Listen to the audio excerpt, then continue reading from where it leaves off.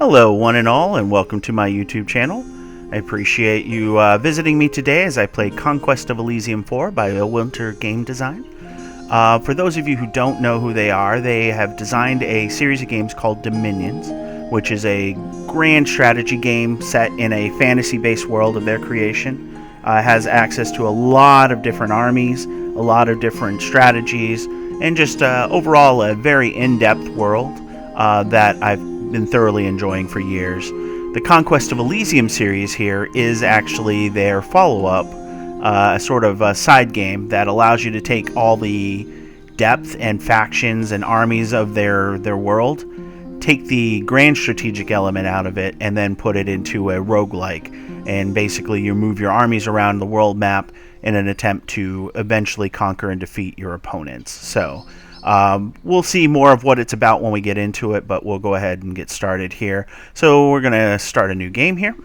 And as you can see, lots of options on map size, your society, and advanced options. So your map size is going to basically determine the length of your gameplay. The bigger maps, the longer it'll take before warring factions hit each other and before they get wiped out and have to deal with the rest of the world. It also allows you to get to larger and larger army sizes the bigger the map, so that you can field these massive armies and clash them against your opponents. Can be quite fun, but for today's game we're just going to keep it to a medium map here. Now society is definitely interesting. As you can see, there's pop-ups on the bottom. You can do random, which is basically letting them choose, but each period has different things that influence the map design. So in this case, Dark Ages, a period of time when man first comes to Elysium. Human influence is weak, the forces of nature strong. There are few villages and even fewer cities. So that means the map is going to have less gold production because there's going to be less society in general.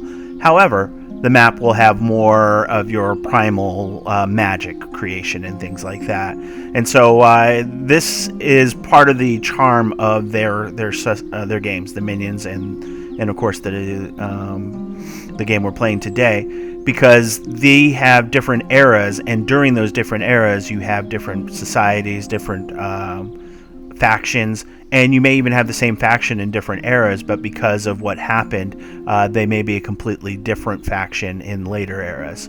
For instance, there is a faction that in the early era was your standard human empire, but eventually turns to necromancy, and in the later eras becomes a massive undead army instead. So very cool thing. But today we're going to do a random. Again, we're just doing a taste of the game. I don't have any overarching plans on how this game's going to go. We're just going to do that. Down here you have advanced options, so you could do allied players, have groups of players working together if you want to do that as a multiplayer game.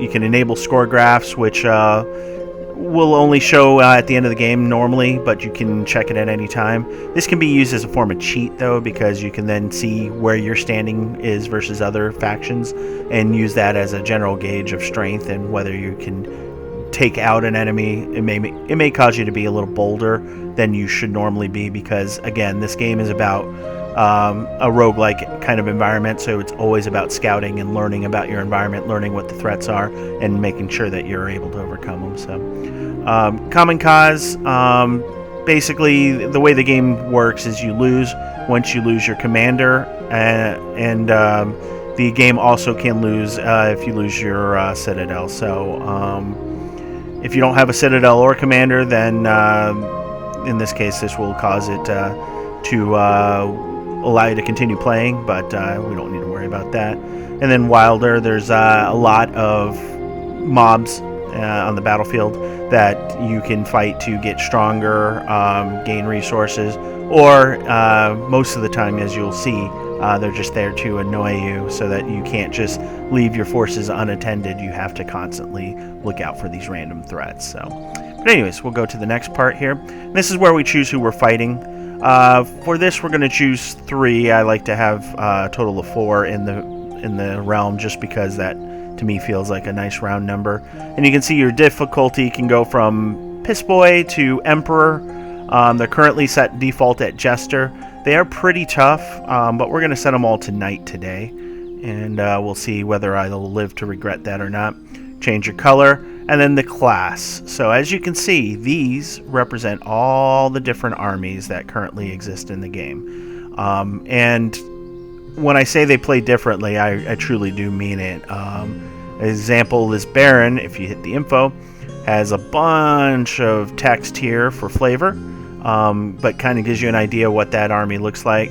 But then you show abilities. Starts in a well-fortified castle, 25% increase to gold, 25 increase to iron, which is the other resource in this game, and we'll go over that as we come across it. Conscription yields soldiers from settlements and ancient forests once a year, which means that every time you have a settlement or ancient forest once a year, you'll get free soldiers from that. And the Baron and High Lords can raise levies in villages and towns, allowing you to defend your towns with troops that normally wouldn't exist. So that's a more traditional start. Then you have we'll go with somebody that's similar here, just as a comparison, Senator. So this is kind of like your Roman type senator and everything like that. And as you can see, they've got some different ones. They're getting more gold in trade per. Watchtowers can be used as citadels, which there are different structures you'll see. But then you have access to augurs and revelers, which are special units. Senators can proclaim himself emperor if he conquers the capital, and then access to more wizard mercenaries even without having a magic library. So they got a difference, and the difference even goes down to the actual troops that they use. So another popular one is the barbarian, because they're a nice straightforward race. Their troops are cheap and strong. They don't have a lot of armor though, so they do tend to die. And you'll see why that matters in this game as we go.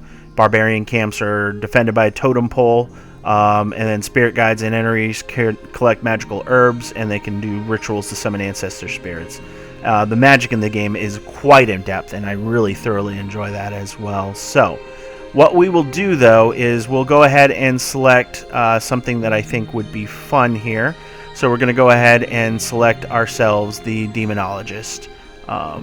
So we'll go ahead and hit the info button. You can read up here if you'd like to see what I'm getting into.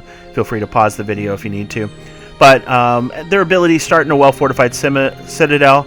But what's cool is you collect sacrifices from hamlets. And I mean cool, not sacrifices are cool, but cool as in this is different than all the other armies. I do want to make sure everyone knows that sacrifices are definitely not cool. So please keep on being cool people. But yes, so they collect sacrifices from hamlets, villages, and towns, and then they can use sacrifices to summon and bind demons or open infernal gates. So you get your armies primarily through the summoning of demons. You can still hire some regular troops, fairly generic. They're not that great. They're just a way to get started. But once you start getting up into your higher levels, you start getting the resources you need, you can start doing these summonings. And then the way you do the summonings is you select to cast a spell, you hit end turn, and then it'll tell you what the result is. And if you use the bare minimum number of sacrifices needed to do the spell, your chances of success are lower. And if you fail to bind the demons, then they will actually attack you. So you can summon a massive horde of demons, and then it's just like your Pokeball. You wait for it, and if it doesn't shake twice, then they're going to come and attack you. So sometimes overpaying for your sacrifices to get a safer summons is going to be good. But you can get some really powerful units that are unique to your class here. So we're going to go ahead and run our Demonologist here. So we'll go ahead and select them. And so you see it says there, and then I'll put random for the others, so we won't know what they are until we run into them. You could set your teams here, but we're not going to do that. All right, so let's go into the game. So creates the world. World is always unique. So here we're going to go ahead and enter my name. All right, so this is your events. So right now it's just got recruitment offer. So a captain has shown up and is now available for 50 gold. We're not going to be able to do much about that, but other times there'll be world events that'll occur or battles that'll occur, and you can actually see the results here, and you'll see that come up. So this is your map interface. As you can see, you got your menu options up here. Most of these you're not going to use. It's interesting because this game actually has 6 different planes you can play on. For the most part, you're going to stay here on the Earth realm, Elysium realm, but you're going to see that there's different places you can go. From what I remember from reading, some of these planes are where your different units you summon come from. So my demons are actually coming from a different plane, and depending on where I am in the world map, that'll relate to what I'm seeing here. So on your right here, you see obviously your name. You see it's midsummer, so the game runs in seasons. Every turn is generally a season, and so you'll go through and the world will change when it gets to the winter months. Snow will be on the ground. It takes more movement points to move across the world. However, things like lakes and rivers will be frozen over, so you can walk across them. So there's some interesting things to say with that. This is your current income, so I'm making 6 gold a turn. I have 26, so therefore I can't buy that commander we saw. Iron, I'm currently not making any. Trade, I don't have any. However, if you were to have trade, you could actually change your trade. It doesn't allow you to show anything there, but basically you trade iron for gold or gold for iron, so that you could actually use your trade points to supplement whichever one of these incomes you need to. And then my special one is sacrifices. I've got 1, and 1 per month is being given to me because of my ownership of towns here. As you can see, the hamlet here at the bottom, if you look at the bottom of the screen, gives me 2 gold coins and then 1 sacrifice. These farms don't have enough people to offer sacrifices, but they do give me a gold each. So then you've got your various things, so you can do recruit units. This is where you can see, like I said, you get your very generic units here. Your spearmen, swordsmen, archers, crossbows, heavy infantry. And if you right click on them, you can actually get their stats. And as you can see, they have a lot of different stats. In this case, he has 6 hit points, 4 strength, 4 morale, magic resistance armor, and then kills. So every unit you have will have a history of kills. But as they take damage, so he has 6 hit points. If he takes 2 hit points in damage, he could suffer an injury. It could be, say, a lost arm, in which case he'll have a minus to his stats, and those will show up down here. There'll be a variety of icons that will show you what your units have. In this case, he just has shield, which you can then right click on as well and show that it reduces incoming damage by 0 to 1. So things that hit him can do that. So as you can see, he's got a spear, shows initiative, determines who strikes first, your range, and damage. So as they move around in the battle, they'll actually move, they'll attack based on their initiative and range, and they'll do this damage, which is generally a wide-ranging number, so it can be pretty swingy, but that's also taken into account that there's armor that reduces damage, the shield that reduces damage, things like that. So as you can see here, he's got 1 to 4 damage with the spear.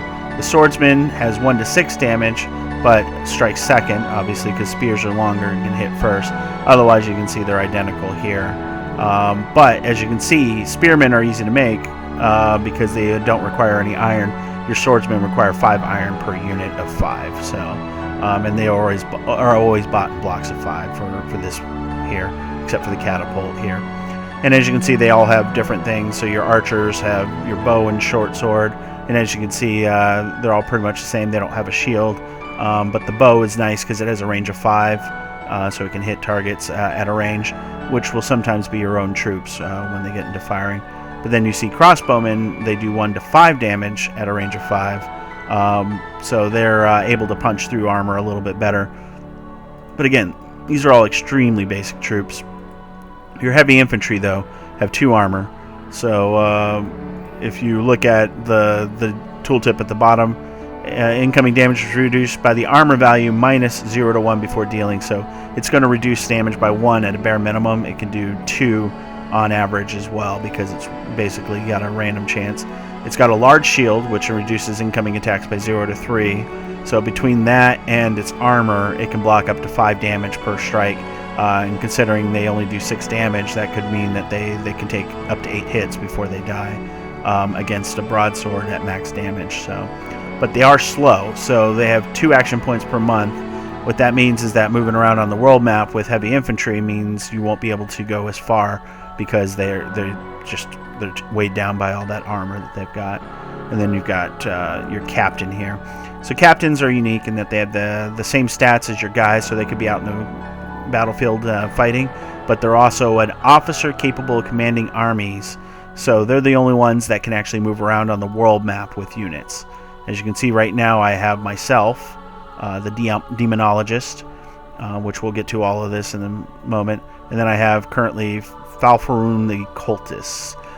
who is basically my other commander. So with these, I can field 2 separate armies that can wander the world map and basically conquer territories. As you can see, I've got this green little grid around the territories that are currently mine. But that's the only way we could do that. So having these commanders is important in order to extend your influence and damage, I guess, as it were. So right now I've got my demonologists and I've got my cultists here. Right now I don't think they have anything in their armies, but they are powerful units in their own right. As you can see, I am a standard unit. I've got 5 hit points, so pretty weak there. And then, as you can see, my abilities, I have a staff. Generally speaking, I don't want to get into a point where I use it, but I do have the ability to cast spells. Infernal Magic level 2, and these are the spells I know. So I can do Strength, which gives plus strength to my people, which, for those that want to know, Strength is used to break free from entanglements and resist stun effects. We've got Blood Boil, which does 1 to 15 damage, fire. Doesn't affect inanimate beings. Magic resistance negates. As you can see, lots of little details that go into each of these. So fire doesn't affect, say, stones and stuff like that in a normal thing. I have the ability to summon imps, but as you can see, I can summon 1 to 3 imps for a maximum of about 50 in a single battle. And when you get to the later stages of the game, you may have the ability to reach that limit with the amount of time it takes for some of these battles. But as you can see, it takes 2 combat rounds to cast, so you'll cast it, you'll wait a turn, and then you'll have the actual imps. And then you got Hellbind Heart, which, as you can see by clicking on it, I can click which ones I want him to cast. But this one enslaves, so it will take enemy units for our own. So these are spells he can cast. He's got 3 of 3 memorized. Right now, I think I want to put the Blood Boil on instead of Strength. And it is random, so you'll see a lot of the randomness in this is you can set a basic strategy, but then you leave them to execute, and that's actually part of the fun of the game as well. So there's that. So that's the recruit units. This is the trade admin. Oh, this is where you can buy, but we don't have any trade, so we have 0 trade. But you can buy iron for 1 gold per iron, sell iron, buy sacrifices, sell sacrifices, and you can buy at overprice, which I don't. Yeah, so buy iron at 2 gold per iron or sell iron at 1 gold. I'm not 100% sure on the trade. That's something I don't use that often in any advanced form. I know the basics of it, and it gets me what I need, so that's what I generally use it for. And then the messages, this is just so you can show what happened for the previous round. So now we're on the world map. As you can see, there are... Oh, well, I accidentally moved my guy. But I took over this town, so that's not a terrible thing. So I now go up to 2 sacrifices a turn, and I have control of it. But I'm going to move myself back to protect myself. WASD keys are used to control where your movement is and everything. But as you hover over, you'll see what the terrain is. So in this case, Lion Tribe Village. And then the gray squares represent neutral units. So there's a Lion King and 3 Lion Tribe Warriors here.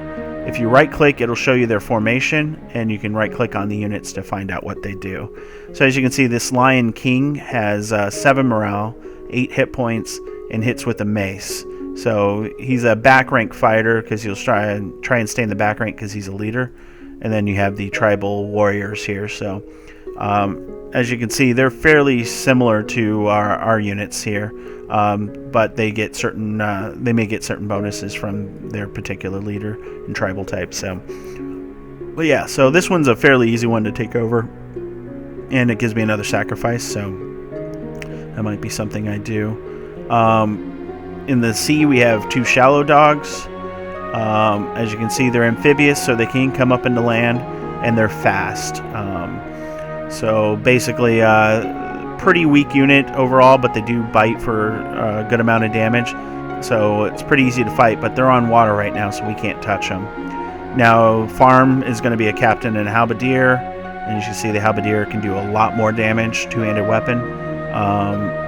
But no shield means that it'll die pretty easily too. But then you get to an iron mine, and you can see that it has an archer set up in a elevated position, and it has spearmen and an archer. So that one will be a bit tougher to take. So the ones, and then this one, of course, has 10 units, including a tiger, which is fast. And as you can see, it has 2 attacks, so it'll bite and claw. So it's a little bit more powerful as units go. So the initial starting area is generally going to be a little bit weaker, and then it gets much more powerful as you go through. So I want to take an army, and I want to kind of take this Lion Tribe village. So what I need to do is I need to select him, and I need to go to here where I go transfer units. And currently I have him selected as green, and then everybody that's going to be in his army will be selected with these X's. So right now in my army I have 5 crossbowmen, and it looks like 8 swordsmen. So that's what I'm going to do. That's all going to be tied to green, as you can see here. So we're going to take our whole army, and just in case you were unsure, because it can be a bit confusing when you first play, this right here will tell you how many units you're commanding. So you're commanding 13 units. So we've got him there.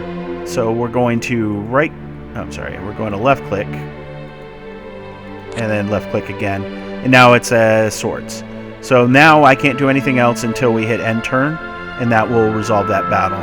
And then as you can see, in these little things represent his movement action points.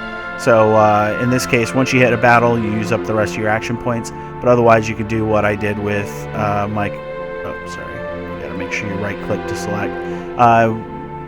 You can do what I did with my commander here, where I did the 2 action points, and then I have the 1 left over now because I moved here and moved back. And again, like I said, when it gets to snow, it'll use more action points per move.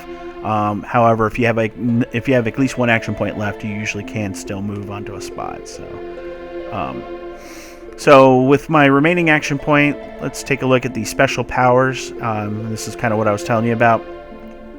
So these are the demons that I can sort of raise, right?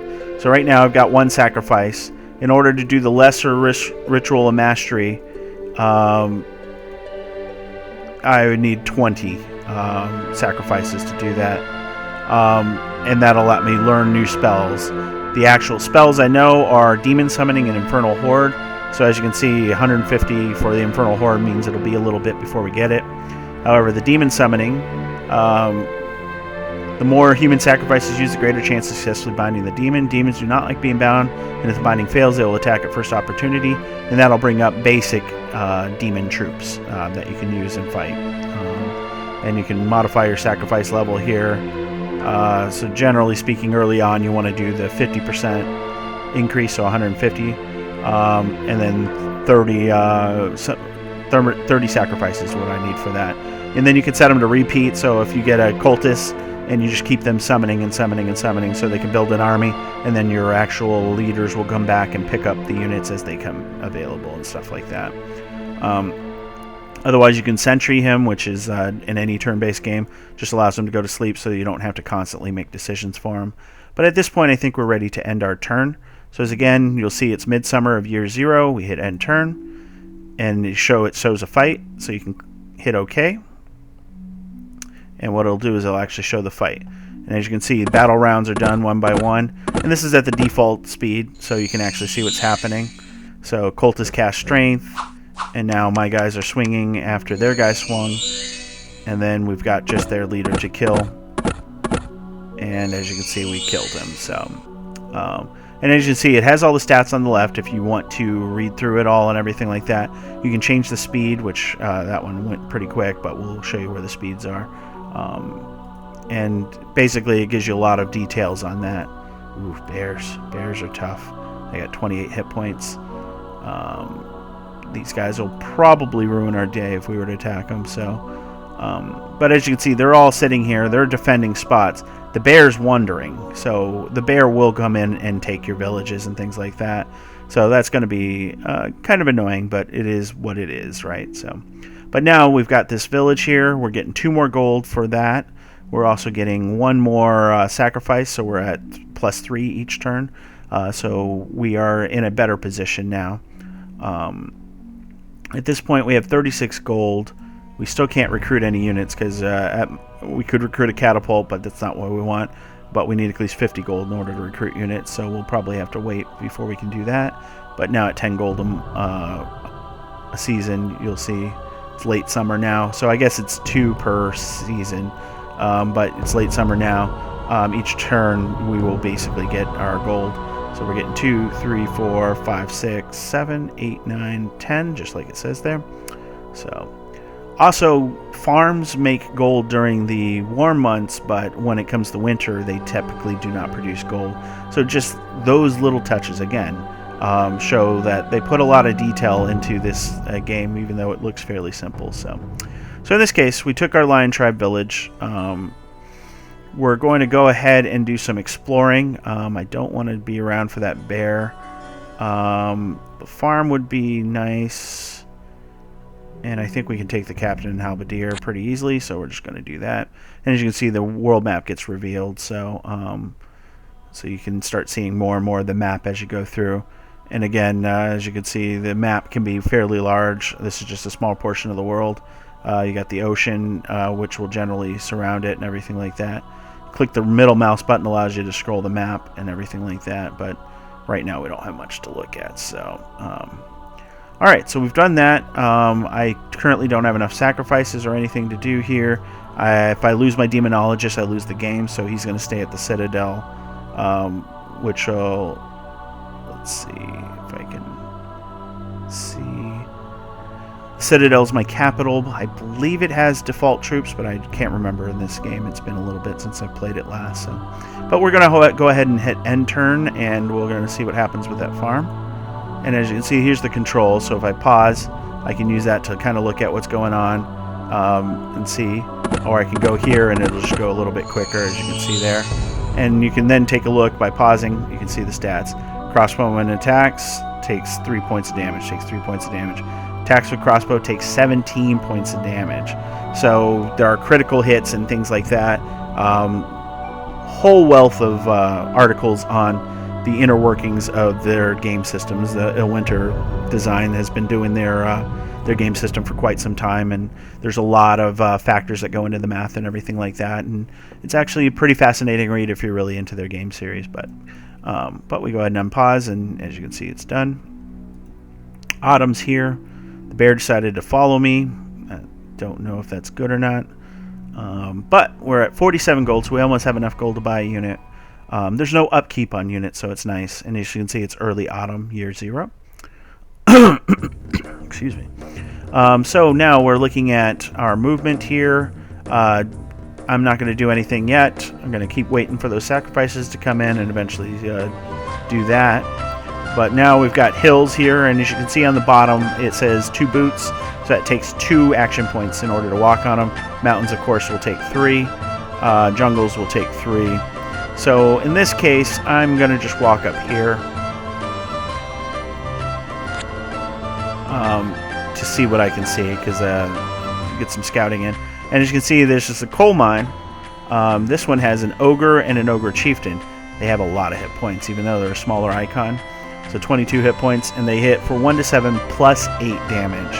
So generally speaking, if they hit you, they're going to kill you. So these guys are going to be tough, but you can swarm them and keep hitting them because they have no armor. So you just have to get through and hit them, and then you can start wearing them down. But 28 hit points means it can be a bit before you take them down, and they're going to do their damage before then. So, but a coal mine is nice because it does give you iron, just like this iron mine gives you 2 iron. And there's different levels of that. But right now we're not getting any iron, so we can't get any of those swordsmen or advanced troops right now. But he's moved, and as you can see, the early turns take little to no time. Let's see. We'll see where this bear goes next round. So, yep. See, and the bear has taken over my Lion Tribe village. As you can see, the wildlife can be quite annoying in this game. Right now, I can't kill the bear, and then my only army right now is this one. So, what will probably end up happening is when the bear is away and I don't have to worry about him, I will probably allow my unit to walk out, claim it, and the next round walk back. But we'll get him a little bit stronger here in the meantime. We got 50 gold now, so we're going to go ahead and recruit Spearman first. my Demonologist is quite good. So as you can see, it automatically takes it out. And then if you hover over, it says 1 Demonologist and 5 Spearmen here. So I'll go ahead and select this guy. And I kind of want to see what's near me. That may be a bit much for my units to take, but I'll go ahead and do this here. So pretty rocky terrain. Not the best in the world, but you know, we can keep going. We're getting those sacrifices. It sucks that he took that, but that is what the bears do. So, all right. So we'll go ahead and hit enter. Bears moved away. Now we've got wolves to deal with, and there's 7 of these little guys. They do 1 to 6 damage, and they only have 4 hit points, so we can take them. They're just going to do some damage to our units. Speaking of which, let's take a peek at our army here. So right now, I think a couple of our swordsmen took damage, but let's see if any of them have any negative effects because of that. No, it looks like they all did okay. And you can see what their kills are here. So I bet you my crossbowman has 1 kill here. If I can... 1 kill there. So they're going to do their damage. I like the crossbowmen in this game just because of the extra damage they can do and everything. Alright. Well, let's go ahead. I mean, I kind of want to take this coal mine, but I do know ogres are particularly nasty. 2 archers, 1 on the high ground. May not be so bad, but you know what? Let's do it. Let's attack them. See if we can get that going. I'm not going to wander up here because the bear can come in and attack at any time, so I don't want to deal with that at this time. So we're going to go ahead and just hit end turn and see what the bear and the wolf do. Now, this will be interesting. So we'll leave it at regular speed so you can see that took some serious damage there. And as you can see, my cultist cast Spontaneous Combustion, which isn't as spontaneous if it's directed, but you know, that's something to be said. But as you can see, we lost a crossbowman because their archers took a toll on ours. But overall, we did take the mine, so we got another 2 gold coming in, and now 2 iron. And as you can see, the iron does stack up, so we'll be collecting that. And that bear continues his rampage through the territory. The sea dogs have done some damage as well. So it looks like my unit here will probably have to march back. So now, as you can see, it is now winter, and as you can see, there's snow terrain up here.